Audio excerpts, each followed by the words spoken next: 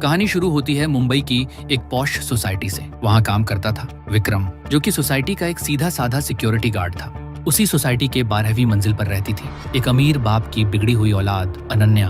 अनन्या को अपने पैसों और खूबसूरती पर बहुत घमंड था। एक शाम अनन्या ऑफिस से घर आ रही थी। विक्रम से गेट खोलने में जरा सी देरी हो गई, जिससे अनन्या का पारा चढ़ गया। उसने गाड़ी रोकी, विक्रम के पास गई और सबके सामने उसे एक जोरदार थप्पड़ मार दिया और उसकी गरीबी की हंसी उड़ाई।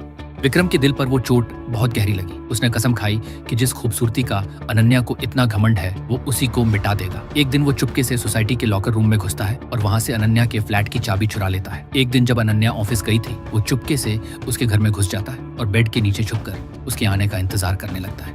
अनन्या रात को घर आती है, फ्रेश होती है और खाना खाकर आराम से सोने के लिए बेड पर लेट जाती है। उसे बिल्कुल भी भनक नहीं थी कि अंधेरे में छिपी उसकी मौत उसी के बिस्तर के नीचे उसका इंतजार कर रही थी। रात को जब अनन्या गहरी नींद में सो गई, विक्रम बाहर निकला। उसने अनन्या को बेहोश किया और फिर अपना खौफनाक खेल शुरू किया। उसने अनन्या की महंगी फेस क्रीम, शैम्पू, लोशन और यहाँ तक कि टूथपेस्ट में भी धीमा तेजाब और केमिकल मिला दिया। वो उसे जान से नहीं मारना चाहता था, बस उसकी खूबसूरती का घमंड तोड़ना चाहता था। अगली सुबह अनन्या बेफिक्र होकर उठी। उसने अपनी रोज की तरह नहाना शुरू किया, वही शैम्पू लगाया, चेहरे पर वही महंगी क्रीम लगाई और तैयार होकर ऑफिस चली गई। उसे जरा सा भी अंदाजा नहीं था कि वो अपने शरीर पर खूबसूरती नहीं बल्कि अपनी बर्बादी लगा रही है।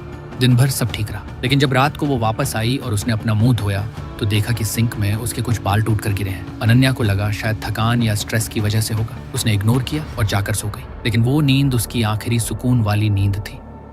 अगली सुबह जब उसकी आंख खुली और वो बाथरूम के शीशे के सामने गई तो उसकी रूह कांप गई। मंजर भयानक था। उसके सिर के आधे बाल झड़ चुके थे, चेहरा पूरी तरह मुरझा गया था, स्किन झलकर काली पड़ गई थी और यहाँ तक कि उसके दांत भी टूट रहे थे। वो खूबसूरत अनन्या अब एक भयानक साए में बदल चुकी थी।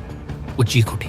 वो पागलों की तरह डॉक्टर के पास भागी, रोई, गिड़गिड़ाई, लेकिन डॉक्टर ने साफ कह दिया, ये जहर शरीर के अंदर तक फैल चुका है, इसका कोई इलाज नहीं। अनन्या पूरी तरह टूट गई। उसने खुद को अपने अंधेरे कमरे में कैद कर लिया। वो बस अब अपनी मौत के दिन गिन रही थी। वो डिप्रेशन में थी, दुनिया से कट चुकी थी। नीचे गेट पर खड़ा विक्रम, उसे अपनी जीत पर सुकून मिल रहा था। तभी एक दिन अनन्या के फोन पर एक मैसेज आया, सीसीटीवी बिल। उसने बस टाइम पास करने के लिए बिल भरा और पिछले कुछ दिनों की रिकॉर्डिंग देखने लगी।